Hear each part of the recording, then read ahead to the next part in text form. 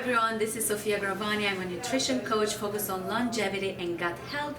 And today I have the pleasure of interviewing Dr. Alan Bauman from Bauman Medical Center. Dr. Alan is the founder and medical director and a hair surgeon transplant for over 25 years.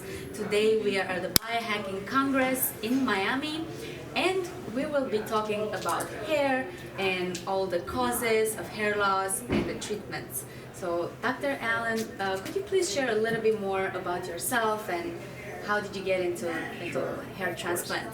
First of all, thank you, Sophie, for being here at the conference with us. This is so great that we get a chance to chat with you and all the listeners and all the followers in the world of biohacking. How I got started in the world of hair loss and hair restoration is interesting. I was always thinking about plastic surgery. Even as a teenager, I was mentored by a plastic surgeon, and I was so intrigued by the way that he used surgical skill to really change people's lives. And I thought for sure, going to medical school, that that's what I was going to be doing. I was going to be a plastic surgeon, doing everything from faces and noses and eyes and so forth. And it wasn't until I was much later on in my residency program that I even know about hair transplants. And I remember to this day, and it was almost 30 years ago, meeting that first transplant patient that I could not tell that he had had a hair transplant. And so, remember, this is back in the 1990s. You would think everybody's transplants was pluggy or painful, and his procedure looked amazing. His procedure looked natural, and I was so blown away by that. So that was the start of my journey, looking at his results, him telling me about why he went to the certain surgeon who was artistic and surgically talented, and obviously the proof was his results, which looked amazing to me. And then the other thing that struck me during that short conversation, which was probably less than 20 minutes, was how he explained that his life was changed by hair. And he really had an amazing story about transformation socially and professionally after he had his hair restored. And so that started my journey. Now today, fast forward, nearly 30 years beyond that, I've had my own practice for 25 years. We've treated 30,000 patients at Bauman Medical Hair Transplant and Hair Loss Treatment Center in Boca Raton, Florida. I've performed over 12,000 hair transplant surgeries and over 10,000 regenerative treatments like PRP, platelet-rich plasma, and other therapies. But it's so fun every single day to make that impact in people's lives, and that's really the fun part of being a hair transplant surgeon. You know, and being full-time board certified hair surgeon has allowed me to do that day in and day out for so many years. It's truly a blessing, and I'm grateful for it. Indeed, it's truly an art, and just by watching a little bit how that entire process looks, it's so difficult and it takes hours, right? And how does it look when you're doing it? So hair transplant surgery is not a quick fix. A procedure like what we talked about today in the presentation takes a good 6 hours in the office. Of course, it's painless. It's under local anesthetic. Patients don't feel anything. They're relaxing, watching movies. But we are working feverishly, carefully, to move literally thousands of hair follicles from areas that are permanent into the areas that are thinning or balding. And we have to use microsurgical techniques to do that. And we have to use, as you say, some degree of artistry to make it look normal and natural. So it's a labor of love. It's a symphony of detail. 20 man-hours of work go into each day of a procedure. And some of those procedures actually can go more than a single day. They go 2 or even sometimes 3 days worth of work. So it's a pretty labor-intensive process, but the results obviously are those changed lives in the back end. Right, and they're lifelong results, so that's quite important. Correct. So hair transplantation today takes the permanent hair follicles from the sides and the back of the scalp without leaving any linear scarring whatsoever. We take those individual follicles microsurgically, and then those are going to be implanted into the thinning or the balding area, and once they grow, heal and then grow, then it's going to be there forever. And so you never have to worry about the transplanted hairs. But we do need to talk about the other hairs, which might be at risk for a hair loss process. So, you know, we have a whole robust protocol to protect the other hair. Right, because prevention is so important, and it's great that we have a solution for those hair follicles that are completely dead. But what can we do to prevent us from getting there? Yeah, so that's a key component, right? So in my practice, it's not just about hair transplant surgery. We see about 1,500 patients per year through the practice, but only about a third of them might need a hair transplant at that moment. So huge numbers of patients come in to see me for what we call the medical management of hair loss. And so what does that mean? That means we need to take a complete inventory, a holistic inventory, if you will, of their lifestyle, their genetics, what's going on in terms of their sleep-wake cycles, their nutritional status, their inflammation that's going on. What are the influences of maybe other medications that they may be taking, and other lifestyle factors like how they style their hairs with heat or chemicals. All of these factors need to come together for us to come to a diagnosis. We look at the scalp under the microscope, we look at the density, we can measure that with AI-powered microscopes today, we can track hair loss and hair growth. That helps with the diagnosis and also makes a benchmark so we can track over time how a patient is responding to therapy. We have interesting interventions. We can do blood work and see what's going on with their nutritional status. We can do DNA testing to see what metabolic pathways we want to try to influence when it comes to hair loss and hair loss treatments, which treatments they might be responsive to. We can elucidate through genetic testing, which is a non-invasive cheek swab in just a couple of minutes. The assessment is so important. Yeah, so once we've put all of that together, then we come up with the correct and accurate diagnosis for each area of the scalp and make sure the scalp is healthy, that there's no inflammation there, that there's no itching or flaking or dryness or redness or what have you. Once we've cleared up the scalp health issues, we have their entire history and other risk factors, then we can proceed to a treatment plan. So what does a patient need to help keep their existing hair growing strong? Well, it could be non-chemical, non-invasive therapies like red light therapy. We use a lot of low-level laser and photobiomodulation in the practice, both in the office when we're doing our procedures and treatments, but also as an at-home therapy as well, like the turbo laser. It's a great device. And you are a pioneer in so many techniques. You brought so many new things to the market. And could you share a little bit more about what those techniques are? Sure. Well, certainly laser therapy is one of those treatments that a lot of physicians like myself really didn't understand in the early days, 20 years ago. How does this exactly work? None of us were taught that in medical school. And so what we know now is that red light therapy affects the mitochondria, it increases blood circulation, and so for a highly metabolic cell population, like hair follicles, for example, it can have a very profound effect on hair growth. So pioneering low-level laser light therapy, minimally invasive hair transplants and eyelash transplants, that's part of my claim to fame. Custom prescription compounded medications for our patients, the tracking that we do, the genetic testing being one of the first to use that.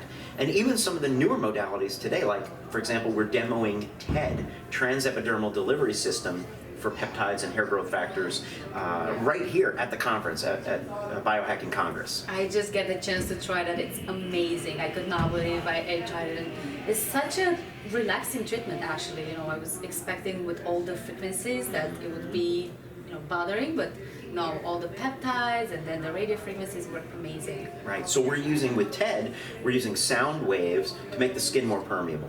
So we can now penetrate the skin with those powerful growth factors, the peptides, whether it be copper peptide, VEGF, the TB4 derivatives, those are getting pushed down in under the skin at a high rate and without any needles, without any pain. So I think this is a game changer for the field of hair restoration. Oh, yes. It was so simple. Yeah, it's a simple process. Patients are going to be completely done in about 20 to 40 minutes total with no recovery, no downtime.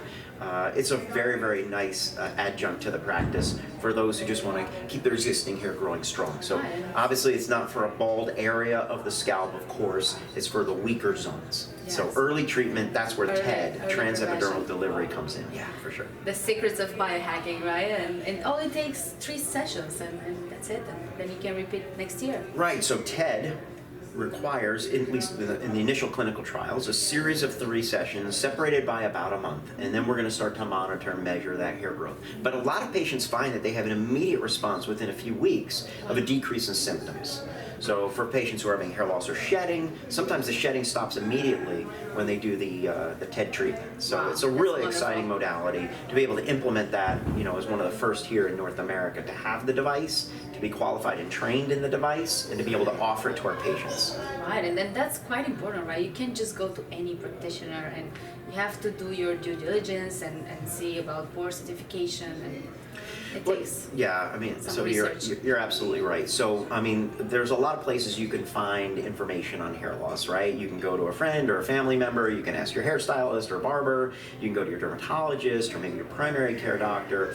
But unfortunately, they may not have the tools like we just talked about. They may not have the experience or expertise. They may not literally have the time to spend with you to find out what are those influences genetically or other risk factors in terms of lifestyle that could really impact your hair and hair loss. So having a board certified hair restoration physician in your side is a good thing to do. And that's why we consult with patients both in office but also virtually. So right from their home or phone, they can connect with me and we can start to dissect down into what's going on with their hair loss situation and what can we do about it. Right, Yeah. right. That's amazing. And Dr. Bauman, you also have patients from all over the world coming to visit you in Boca Raton, right? So We do. So for many, many years, we've offered what we call the executive hair restoration experience, and that is kind of like a CEO level experience for our patients coming in from a long distance.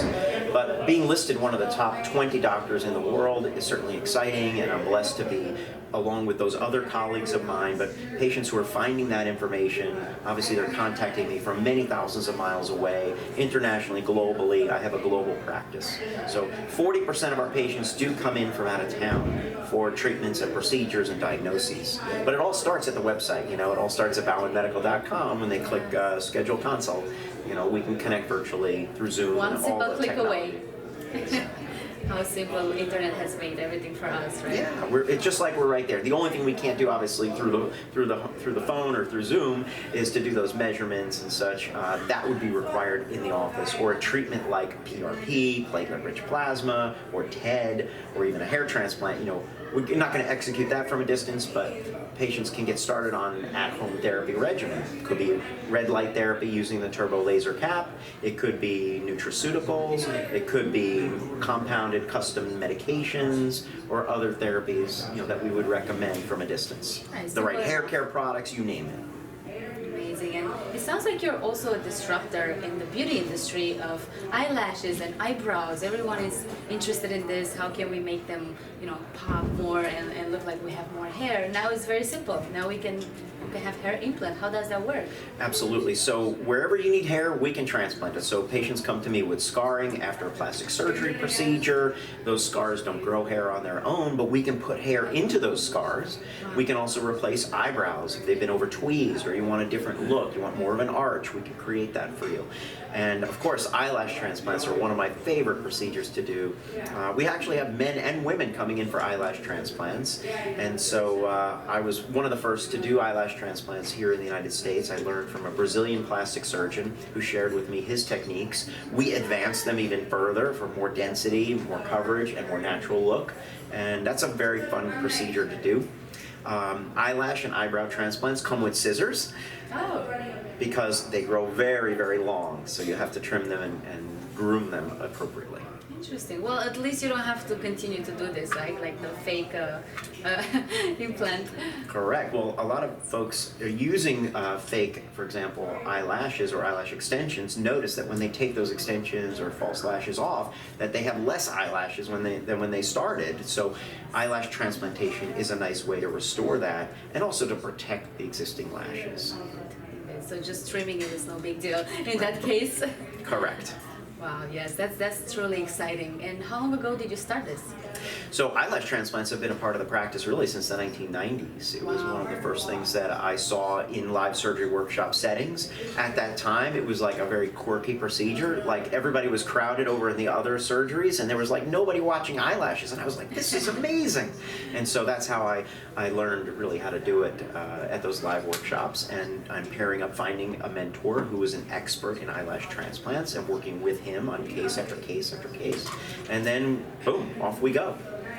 Yeah, it became national news. It's been a number of years, but it became national news, which was quite exciting for the practice. Indeed exciting for all of us to It's be able to experiment. Beautiful eyelashes, like beautiful hair. Yeah, beautiful hair, beautiful lashes, youthful hairline really is what exudes youth and vitality right, and beauty. So as humans, we're kind of hardwired for that. You know, we recognize that in someone across the room. I think genetically, we just know that, oh, they're healthy, their metabolism is good when they have a good, strong, healthy head of hair.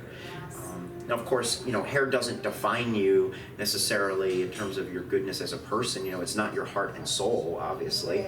But it makes sense, though, if you're losing the look that you're feeling. So you're feeling vital, but you're looking in the mirror, and what's shining back is not that vital anymore, right? In terms of our skin or our hair, it can have a mismatch effect on us, and that can be something that creates a psychological issue where it's normal to want your hair to look good and feel good. That's what youthful head of hair is all about. So it's exciting to be in the field of hair restoration, and I just love doing it. You know, helping those patients proceed from, you know, that point where they're feeling anxious or uncertain or less confident about their hair. It doesn't match how they're feeling inside. As biohackers, we're doing everything to feel good, to sleep well, and activity-wise, energy-wise, and then to restore their hair, it's like the perfect match, because then they move off together. You know, how they look and feel matches up. Yes, indeed, we wanted to match our biological age as well. Exactly, right? exactly. What we feel young. Youthful on the inside and outside, and Absolutely. indeed there are so many benefits, but no one was really talking about the psychological benefits. Some people just feel a little bit more closed, they don't want to open up about it, but the benefits on the psychological side are indeed amazing. No, It does make someone feel so much more confident and social. No question about it. So when I speak to patients every day, so younger men, for example, who have a receding hairline, they know they're having male pattern baldness. What happens is that they start to compensate, right? They start to wear a baseball hat. They don't feel confident without the hat, and so that's limiting in terms of their, you know, potential job interviews. You're not going to go to a heavy-duty job interview with a baseball hat on. You're not going to go on a date in a fancy restaurant, you know, with your baseball hat. They're not going to let you in. So, unfortunately, there's a lot of psychological issues that can occur. You know, again, you're not feeling self-confident until they can protect the existing hair. So that's really the first step. If you're out there and you've got some hair thinning problem, you have a receding hairline, or you notice that something is changing, that's the time to take appropriate action and connect with someone who can guide you. What's the diagnosis? What's the plan? And start the process of protecting the existing hair. You know, maybe not restoration at that very moment, but just holding on to the hair that you have is a really good feeling, that's for sure. Yes, indeed. How long does it typically take for someone to recover after they had a hair transplant? So a transplant procedure, as we said, is about a 6-hour job in the office, but then it takes about 6 days to cosmetically recover. So every area that we've operated, let's say it's the frontal hairline, it's going to have some crusting and scabbing there that'll be visible. Those crusts will exfoliate, they'll move off of the skin within about a week. So let's call it 6 to 8 days. Easy peasy.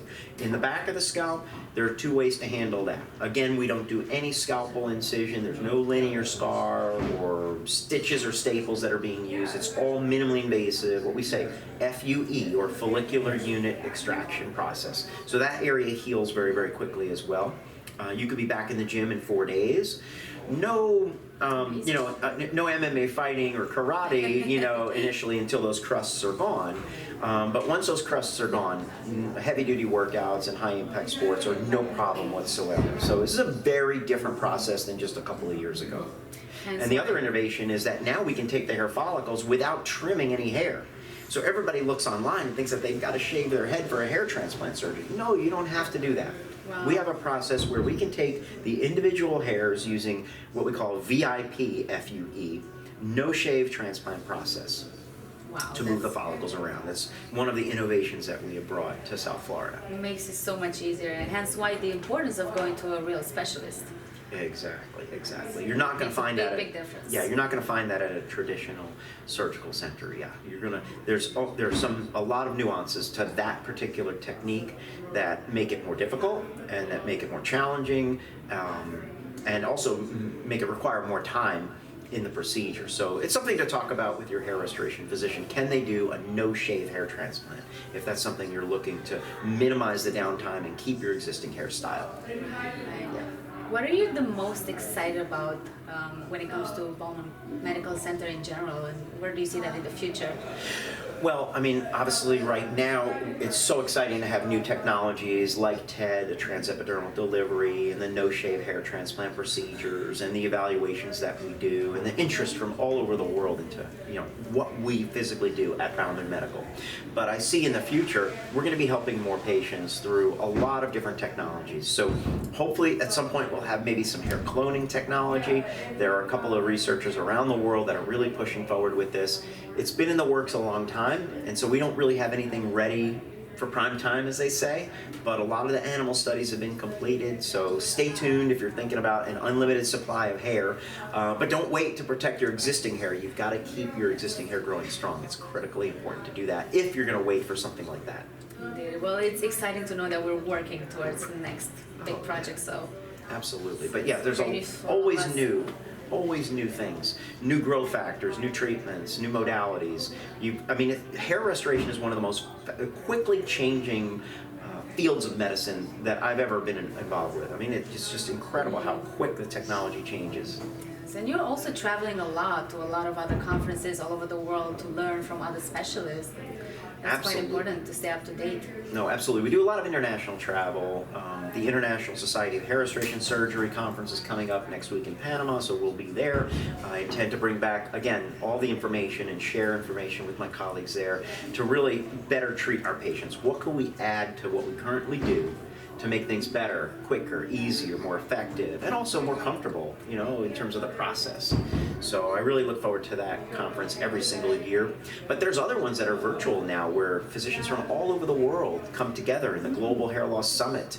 And, that's easy peasy because I don't have to leave the comfort of my own room. And I can be on those conference calls, I can see those lectures, I can really see exactly what's going on.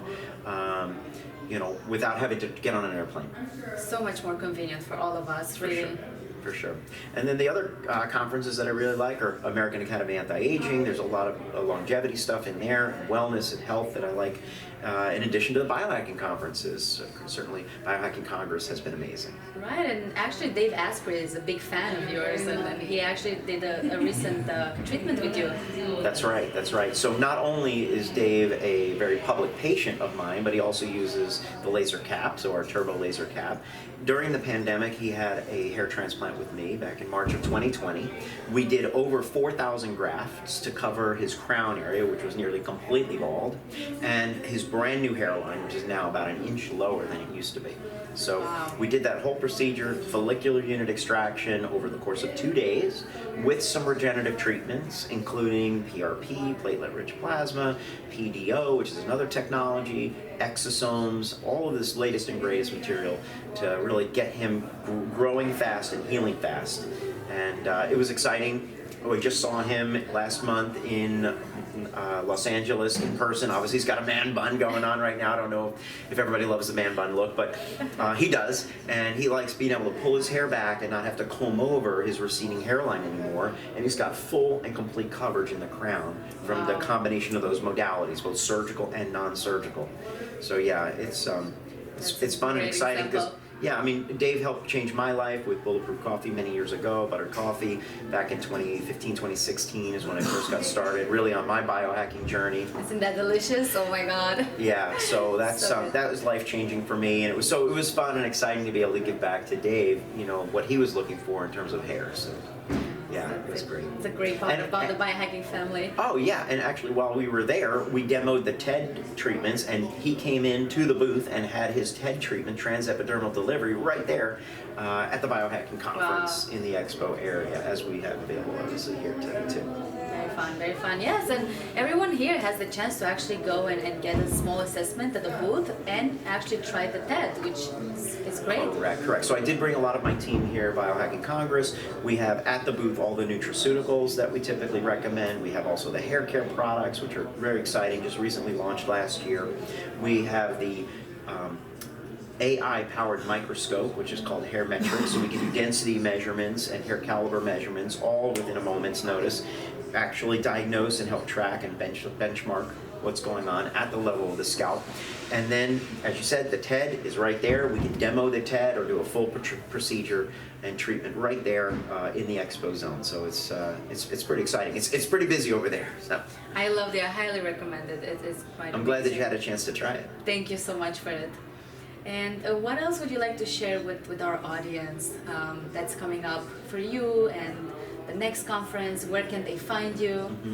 So I would just say, if you're out there and you've got some hair loss concern, if your hair is just not looking or feeling the same as it used to, and you have either receding hairline or a loss of density, or you notice some shedding going on, or even just a scalp health concern, the best way for patients to get in contact with me is through the website, baumanmedical.com.